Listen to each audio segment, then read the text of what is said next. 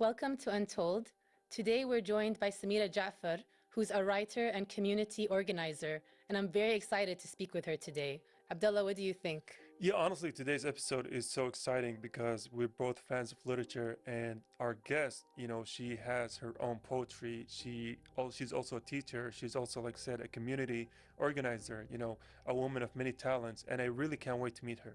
Me neither. I'm really looking forward to see how writing has evolved in her life and how she's decided to create these community spaces for people who share similar interests. I feel like we need more of those spaces, especially in Kuwait. Yeah, honestly, as someone who reads infrequently, I would say, to be more truthful, reading and writing is such a lost art in this time, of so many fast movements, fast ideas, swiping left and right, up and down.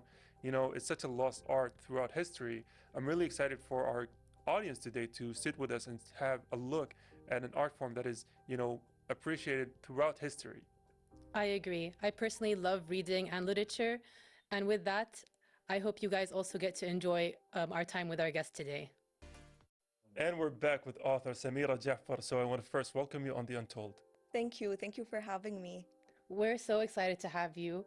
I'm really looking forward to diving into, as you're a writer and storytelling, that played a big role in my life as well. I actually studied English literature. So I'm very curious to know, what role did storytelling or literature play in your life? So ever since I was a child, I loved to write, and writing was kind of like my little escape from the world. So when I was at school, I would love to go to the library and just see what kind of books they had. And then every time I'd read a book that I loved, I really wanted to write something similar. And writing was actually the way that I really connected with my sister, because my sister's 4 years older than me, and she would be reading all of these books that were way above my level, but I'd be like, no, I really want to read that too. Like, I want to challenge myself. I want to become better at reading and better at writing. And then somehow it just became such a big passion of mine, and it continued into adulthood. I can totally relate to that because I had a huge love of reading growing up. Like, books were my entire world and helped me explore how I saw everything in life. And I think it's cool that wanting to catch up to your sister helped you to actually go above your reading level. Yeah, that's actually it made me really also want to find myself in a way, because I was reading all of these amazing stories and I was like, okay, the main characters are girls kind of like me, like maybe they're teenagers or maybe they're tweens and they're just trying to find themselves. And that really inspired me to want to go on my own kind of life's journey. Yeah, and I do love how you emphasize that reading was the thing that kind of, ignited your journey. And reading is such a lost art in our timeline. And, unfortunately, with that being said, so I want to talk about because you mentioned people guiding you. So I want to talk about, important teachers or mentors who helped you through your writing process. Alhamdulillah, throughout my life, I've always been so lucky that I've met so many people who were so supportive of my journey. So my mom, from a young age, she was always telling me, you need to write. Whenever I would write something, she would read it and she'd say, that's so good, and you need to keep going along this path. And then I kind of never took it seriously because I was thinking, well, like a lot of people want to write, but it's such a big dream and you never know if you're going to achieve it. And then when I was in high school, I got really into English, and every time we would have like student awards at the end of the year, I'd win the best English student award. And I had a teacher who really encouraged me to continue writing, because I remember it was 10th grade. We had an essay due, and I wrote about a book that I love until this day. And when I turned in the essay, she came and she talked to me and she said, I can't believe this was written by a 15-year-old. You really Wow. need to continue on this journey. Like, you need to follow this path. And that was when I thought, okay, it's not just my family telling me to do this, I should do it. And then when I studied English in university, I was surrounded by so much good writing, so many good stories, so many professors that published their own work, and it made me really think about taking it seriously. When you said about high school English, I felt the same way. My high school English teachers really pushed me towards going in that direction. One of them, before I even went off to uni, gave me a collection of his own books that were all classics I might encounter at uni. And it was such a touching moment, but it made me really want to just really dive deep into that field because it was a passion of mine from a young age as well. However, I was also very shy and had some anxiety growing up, which may not show now. But did you ever struggle with shyness or anxiety? And if you did, how did you overcome it? Of course, I feel like everyone does, but I was a really shy child. And I'm actually a shy adult. Like I think I'm still pretty shy. I'm introverted. But what helped was when I kind of moved abroad, I got some more confidence. I felt more sure of myself. And also, I don't really look back on my anxiety or my shyness and think that it was a weakness. I actually think that that's part of what encouraged me to write, because I had so many of these internal thoughts. And I was thinking, what do I do with them? I had to put them on paper. And then that became a strength of mine. But then the only issue was, okay, how do I get this strength into the world and not just let it live inside of myself? So I think it just got to a point where I was just frustrated at not being myself, because I had so much of myself that I wanted to share, and I wanted to be authentic, and I wanted to be real, and I wanted to people to read the things that I had to say. So I just thought, I am the only thing that is holding me back. So why am I afraid? It's not like someone is telling me don't do this. It's not like someone is telling me you're not good enough. I'm the person who's telling that to myself. And so once I kind of understood that, it was way easier to overcome my anxiety. And I think teaching helps a lot, because you talk a lot in front of people and there's a lot of social interaction that goes into it. And so A daily audience. yeah, there's the daily audience 24/7. So it's like you really have to step out of your shell. I'm relating so much to everything that you're saying because I was also an introvert. Well, I still am an introvert. I also found more confidence when I went abroad. So I feel like you're really inspirational to me right now. Thank you. Because I also would love to write one day, but I'm very intimidated by the whole process, especially getting your ideas down to paper. Do you think that self-knowledge is a very important aspect for a writer to have? Yeah, I think so. I think that the more that you know yourself, the easier it is to tell who you are to the world. But I also don't think that it's something that happens immediately. I think that we reach the end of our lives and we still don't fully know who we are, but every day is a step in the right direction. And the more that you challenge yourself and make yourself uncomfortable and put yourself in these situations, the more you can learn about yourself. And then even with writing, if you're afraid to be vulnerable, you don't need to tell your story from the lens of, oh, this happened to me. It can be through the lens of fiction, and it can be a character experiencing that instead of you.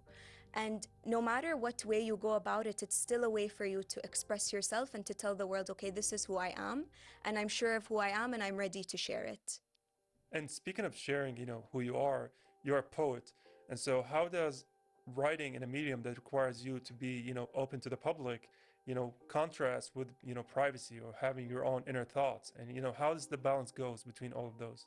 That's a really good question. I think that a lot of poetry is confessional. You're being honest about yourself. But then I also think that good poetry doesn't need to be so explicit. I think that the best messages can be in a metaphor, or they can be in a story that is written as if it's about someone else.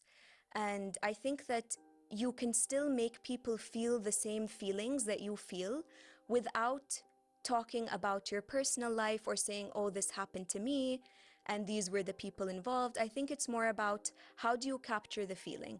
And it's really, that's the challenge of writing. It's like, how do I do this in a way that isn't so clear that this is what happened and this is the story? How do you make it more about the feeling?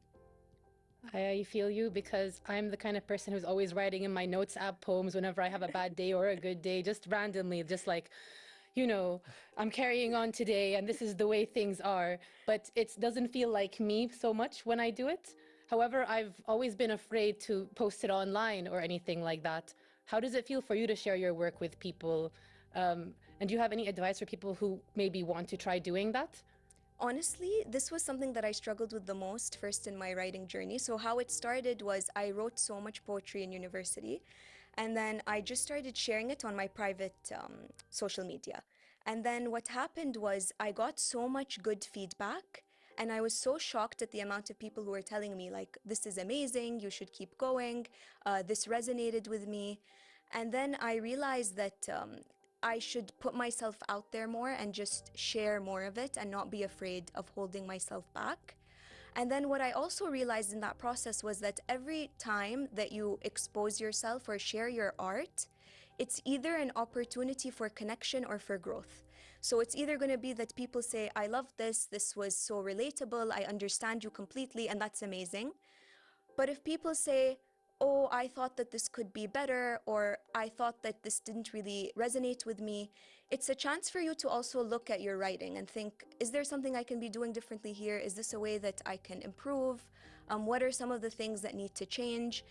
And then if you find that nothing needs to change and you're happy with how you're presenting yourself, then I think that that's your sign to just keep going, no matter what people think. And let's talk about your process for a second. So how does it usually go? Do you get an idea, or do you usually find the right mood, or do you listen to some song and then go into writing? Like, where does, you have a blank page, what's the first word? How do you get into that? The process is so different every time. It really depends. Sometimes I see something happen or I'll hear someone say something and I'll think, okay, that's so interesting. I want to write a story about this. And then I'll save it in my notes app and I'll go back to it later and I'll think, okay, how do I turn this into the story that I want it to be? Then sometimes it is maybe from a song, or it's from a movie, or it's from even someone else's story that they told me. And I think, oh, this would be really interesting. How do I capture this? How do I make it fictional? And so it's always different, but what I found is that when I get the idea, I need to write it down in the moment. I can't just leave it for later. Like, I need to go from wherever I am, write it down, and then I can work on it. Inspiration is everywhere. And I actually agree completely. I always write things down because I know that one day in the future, it will turn into something. So I think it's really beautiful that you're sharing these thoughts with us and that you got out there and you decided to show the world, Samira and all of her beautiful writing. Would you say that writing is the way you express yourself? I think so. I think that I express myself better through writing than I do through speaking. And I think that it's something that I see as a strength because I think, okay, I can communicate effectively like this. But I also think that it's a great way for anyone to express themselves. Even if they don't feel like they're the best writer, I really think that once you write down how you're feeling, you would be surprised at how eloquent you can be and how many people can read it and think, oh, I feel the same way. Yeah, and honestly, the thing about poetry and, literature in general is that once you pour your heart into it, it's such a medium that's open to interpretation that just gives it so much access to a lot of people, right? You put your heart into it, but then people can take whatever they want from it. And I think that's the beauty of poetry in specific. That's so true. A lot of times people will read my poetry and they'll think, or they'll tell me like, this was about this, right? And I'm like, no, it wasn't. Like, where did you get that from? But it's because everyone attaches their own experience and perspective to everything that they read. And then of course they're going to do that with your writing too. And it's actually nice to see what it brings out in people and what it makes them think of. Yeah, I think that's one of the most beautiful things about literature is the way that different people can interpret it in so many different ways and the way it resonates so deeply with everyone. We're going to go for a short break, but stay tuned because we have so much more to talk about. And we're back from the break. Samira, we were talking about how literature can really resonate with a lot of people and how that's how both you and I got into that kind of field. Just reading, writing, the way that it connects people across all different aspects of life. And one thing I like is it also connects people throughout history because you could be reading the day of a life of someone from 100 years ago and they're still feeling the same kind of emotions we feel today. And that actually brings me to a point about how literature can help combat loneliness. Do you think that that's an issue we struggle with today? Yeah, I actually wrote an essay about this, and I wrote an essay about how in today's world, it feels like so many people are disconnected. Yeah. And not even in the sense that they don't have anyone to spend time with. It's that you can be surrounded by people, but within those people, you're afraid to be yourself or you're afraid to express yourself. And that leaves you with a lot of internal conflict and a lot of sadness. And so what I think is that we should really make more space for people to be their authentic selves. But then I also think that it is a big issue today that a lot of people aren't really ready to tackle that. Yes, it's the dilemma of our time, right? Because connection and communication has never been easier throughout history, but at the same time, people are so disconnected from one another. It's You can see it in the gatherings everywhere, right? Everyone's on their phone, they're not talking. They're even texting each other in the gathering instead of talking to each other. Yeah, it's actually crazy because you would think that, as he said, it would make people closer, but it's just creating more disconnection and cognitive dissonance almost. Would you say that the loneliness today is different than previous generations? I don't know about that because I feel like loneliness has always been there and it always will be there as long as we're human and we're alive. I think that it's a natural feeling. And I think that even the oldest literature has dealt with that, with people who feel isolated and That's so feel like true. no one understands them. So I feel like it's not that it's different today. What I think it is that today people aren't really looking for solutions. A lot of people are thinking, oh, we're stuck in this endless cycle where we're disconnected, but then they're not really thinking, how do we go outside of that? How do we move beyond this? And I think that actually a lot of times we can be moving in the wrong direction. But that's why I care so much about community planning and bringing people together, because I feel like when people come together and they share their ideas, they're able to be themselves, meet new people that they wouldn't have met. And I really think that it produces a big change within them. And so you got into talking about your role as a community planner. So, what kickstarted this whole thing? Like, what made you decide, oh, this is something I'm really passionate about, I want to pursue? So when I moved back to Kuwait from university, I missed being a student so much. Although I was a teacher, I really missed being a student. But what I missed was just being in spaces where I feel like I'm learning, where I feel like I am not the smartest person in the room and I want to absorb what everyone else thinks. I want to become a better version of myself.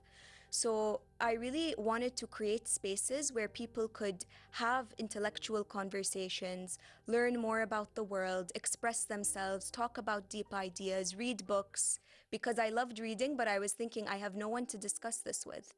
And then that's when I started a book club and I started events that were aimed towards that. And it really brought people together, I think. I think that's beautiful. And honestly, I wish that when I was growing up in Kuwait that we'd had more of that, because I also love to read. I would have loved to be able to talk to more people. All my friends were like, "Why do you read so much? We'll just watch a movie." They didn't understand that I see the movie in my brain when I'm reading.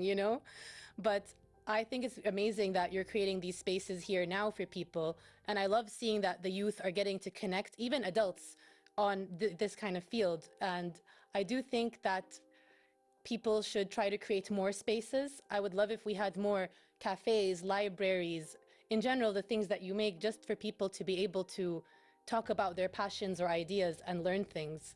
I think that's amazing. Yeah, that's so true. I think that especially young people, they really benefit from spaces that are free and open. Yes. Because a lot of them are students, they don't have the resources. And so I know that a lot of creative people and artists want to profit off of their art, and I think that that's completely fair. But I also think that we do need to be conscious about occasionally, even if it's not all the time, creating spaces where people who are younger or who are disenfranchised, where they can feel heard and where they can come and seek out resources and meet people who are going to help them on their journey. Yeah, even as a kid, my favorite thing was going to the library, and so I really want those spaces to still exist for people in the younger generation. And so, from working with the younger generation so much, and especially in terms of your role as a community manager, with the age of social media, have you found, communication between them has, gone down, has dwindled, or is it the same? Or when you put them in a space, they go back to talking to each other, playing with each other? Yeah, I think that that's so true. On social media and online, our groups are so animated. Like everyone talks, everyone's having a good time. And then when we meet in person, the energy is still there. And I feel like that's really important because online you can really get a sense of who someone is, and that's a really good initial way to connect with them and to find each other. But then I think that once we come and meet in person, we have even more vibrant conversations, and I get to see even more of their personality, which is always amazing. And so I really think that it's a good starting point, but I also think that the online connection needs to come offline. You need to meet in person. It's really important. I agree completely because because online people might feel less shy, more comfortable. It's also great for people to connect that may have not usually connected, but nothing beats face-to-face communication in the end of the day, or connecting physically with a person like how we're talking now. I feel like I get to feel your energy as well with how inspired and passionate you are about this subject. Thank you. And it is really important because I feel like our lives are so routine. Then it's like, how do you get a break from that routine? How do you step outside of your shell? And the way to do it is to just put yourself in any uncomfortable situation. And so for a lot of people, I'll be meeting them for the first time and they'll think, oh, I was so shy to come here. I was so nervous. I was nervous that I don't know anyone. And then I told them, look, like, it's okay. Everyone's welcoming. Everyone loves to have you here. Everyone I've met has been such a good additional member and added value. And so I think like you can shine, like you need to bring that out into the world. So have you found it difficult to get, I'm assuming you're working with children mainly, to get them out of that shell, to get them out of the shell being so, afraid, so nervous, or is that an easy process? I work actually with children and with adults, and I find that actually it's shared, the experience of being nervous and Yeah. being scared to meet new people. And I think that you'd be surprised how easy it is to get them out of their shell, because I think that a lot of people will tell me like, oh, I want to join an event, but I don't want to talk. I just want to sit and listen. But then that person will actually contribute more to the conversation than anyone else, because it's like they are really good at listening, so they have really good thoughts, but then at the same time, they really feel an urge to share those thoughts with everyone else. I think that they're able to sense the community and that everyone else is on the same wavelength. So those inhibitions they have about, I don't want to talk, I'm going to just sit here and watch, kind of just goes away because they see that everyone is in the same boat as them. Yeah, and they see that everyone is welcoming. Like, I think all of our fears are in our heads, that people will judge us and people won't want to hear what we have to say, but then we find that that's not true.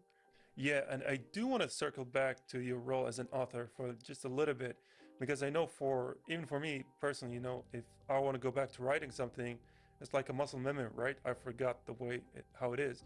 So for you personally as an author, do you still keep in touch with all the recent poetry, or do you still read, or has that, over time gotten less?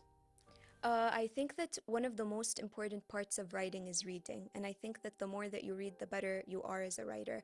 And I find that when I've been reading a lot, my writing is really good. And when I've kind of taken a break from reading, sometimes I'm like, oh, like this feels stagnant. I don't feel like I'm doing my best work. And so I think that it is really important to keep reading. And I also think that it's a good way to look at some new ideas, because sometimes reading gives you a perspective that you wouldn't have had otherwise. And what do you usually read? Like, this is putting you on the spot. What are your usual reading passage times? I love reading fiction, so mainly fiction. I actually don't read poetry, although Oh, I okay. write poetry, but I That's don't, surprising. I'm not really a Yeah. fan of reading it. I mostly read fiction. I mostly read fiction as well. I Nice. feel like you can learn everything from fiction. Yeah, you can. Fiction tells you everything you need to know about the world.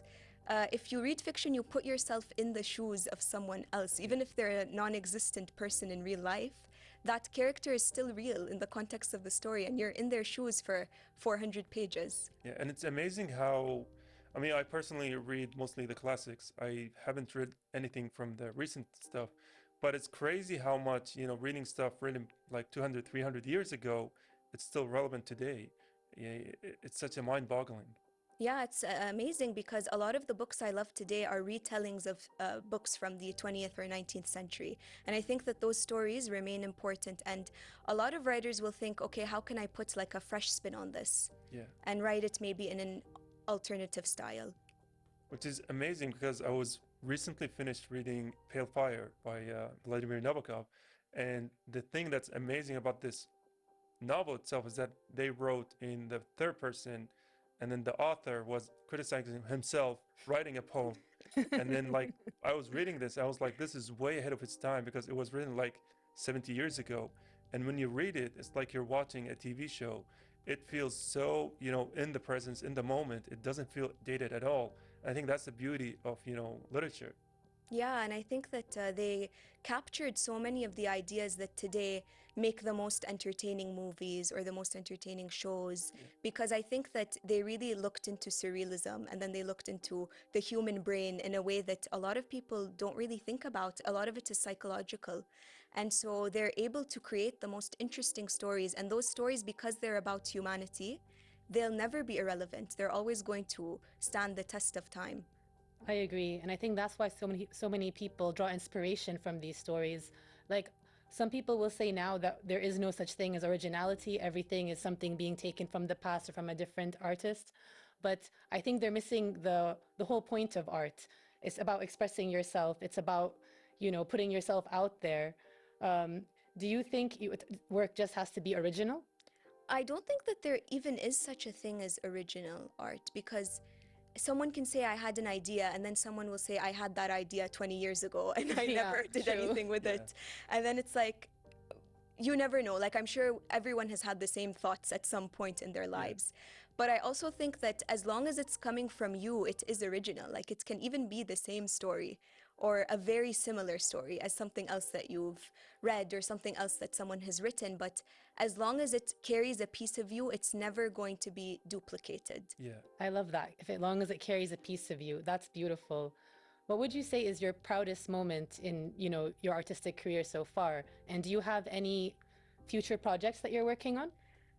That's a good question. I think my proudest moment is that every time I believe I can't do something, I prove myself wrong, which is an amazing thing that I've been able to do. It really It's is. a superpower. Thank you. Because at the beginning, I was like, I can't share my poetry. I'm too shy. I'm too hesitant. And then I did it and I realized that I had no reason to be afraid. And then I always wanted to really write short stories, and I had written some, but I didn't think that they were good. And then I thought, okay, let me actually pursue this. And then I wrote short stories. And now I'm publishing a book of short stories, so that's my next Mashallah. project. That's But amazing. thank you. But it's just that every time I had a thought that I can't do something, I'm the person who has to prove myself wrong. So that's the thing that I've been most proud of. Well, they always say you are your own worst enemy. Yeah, that's true. Yeah. And with that, we have reached the end of today's episode. So, Samira, thank you again for joining us. Thank you so much for having me. Thank you. Well, it was wonderful to have you. I feel like a lot of people who are starting out in writing will be really inspired, especially about just getting out of your own way and just doing it, put yourself out there. And I hope that you all enjoyed today's episode. That's all we have for today. And with that, unfortunately, that's the end of today's episode of The Untold. Honestly, Lujane, the thing I'm really excited, or I was so happy about in this episode, is that we talked about poetry in particular.